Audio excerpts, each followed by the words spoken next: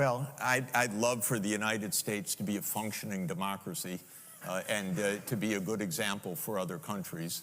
I don't believe the U.S. has any right or any ability to put in place a democracy in any other country. Nor do I believe, by the way, that American democracy functions as a real democracy anymore on the life and death issues. Nobody has asked the American people anything about all these wars for decades.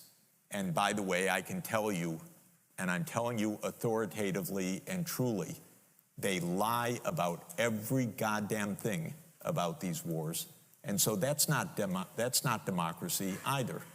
Everything is phony. Everything is narrative. And so on the war and peace issues, the public has no say at all. If you were to ask the American people now, and in fact, Gallup does, do you support Biden's foreign policy? I think the support is, you can look it up, 25 to 35% perhaps. I don't even think it reaches 35%. Where's the democracy in this? It's a game. This is the deep state, and they have their wars, and every war has been phony. Some wars the American people are basically never told about.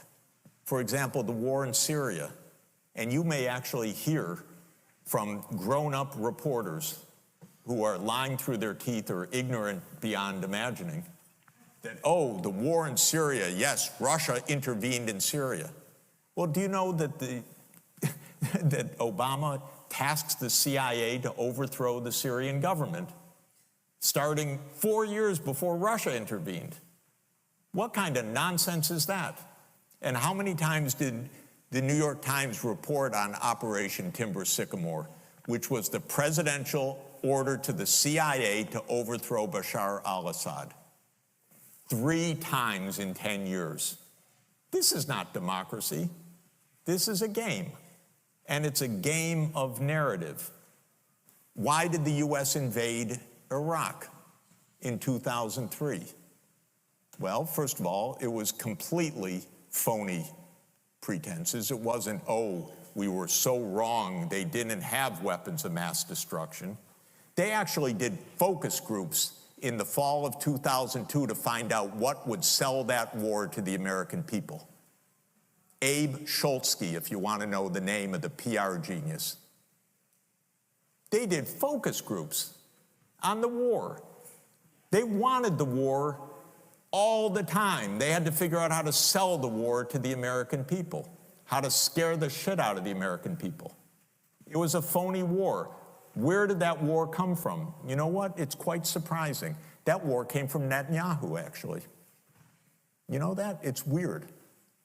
And the way it is that Netanyahu had, from 1995 onward, the theory that the only way we're going to get rid of Hamas and Hezbollah is by toppling the governments that support them. That's Iraq, Syria, and Iran. And the guy's nothing if not obsessive. And he's still trying to get us to fight Iran this day, this week. He's a deep, dark son of a bitch, sorry to tell you, because he's gotten us into endless wars, and because of the power of all of this in the U.S. politics, he's gotten his way. But that war was totally phony. So what is this democracy versus dictatorship? Come on. These are not even sensible terms. And even if they were sensible terms, under the UN Charter, we can have our democracy. You do what you want. It happens to be the case that China has had a centralized administrative state for 2,245 years, ever since Emperor Qin Shi Huangdi unified the Qin dynasty. There have been a few periods of disintegration of the dynasties, but if you look through the Qin, the Han, the Tang, the Song, the Ming, the Qing, till today, till the PRC, this is the same structure, by the way. This is an administrative state ruling over almost the same region, by the way, for more than 2,000 years. So, and by the way, it has been wondrously effective for a long time at keeping the internal peace. China's only wars were nomadic invasions from the steppelands in the north. And then one crazed, well, then the Mongols invading, that's part of that, and one absolutely crazed shogun in the 1590s trying to take over China, and he made it as far as Korea and was killed. Other than that, this has been actually exceptional statecraft until Britain had the genius idea of fighting a war to sell opium in China in 1839, one of the most noble efforts imaginable. That started the modern era of China. So I don't buy it at all. But even if it were true, it's illegal under international law, unwise, and, look at the great accomplishment of pouring in, I don't know how many hundreds of billions of dollars into Afghanistan for 20 years to get from the Taliban regime to the Taliban regime. This is American genius at democracy promotion. They don't care at all about democracy, by the way, at all. They topple governments they don't like that won't do their bidding. They topple democracies if they don't like them. They'll topple anybody that they don't like. That's how it's worked all along. They never said, oh, we can't topple Mossadegh in 1953. He's a democratic government.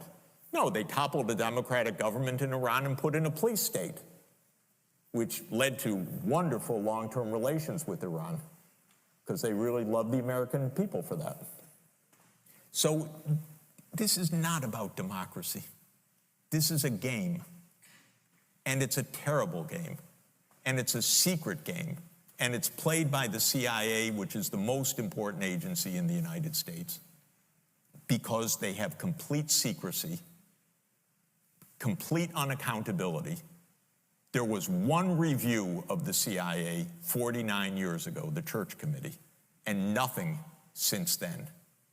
And as one of our CIA directors, they're all, I was going to say one of the worst, but they're all the same by the time they get there, or by the time they leave there, because the agency takes them over. Pompeo said, as he was proudly explaining the role of the CIA to some Texas students a few years ago, and you can find it online, he said, what do we teach at the CIA? To lie, cheat, and steal.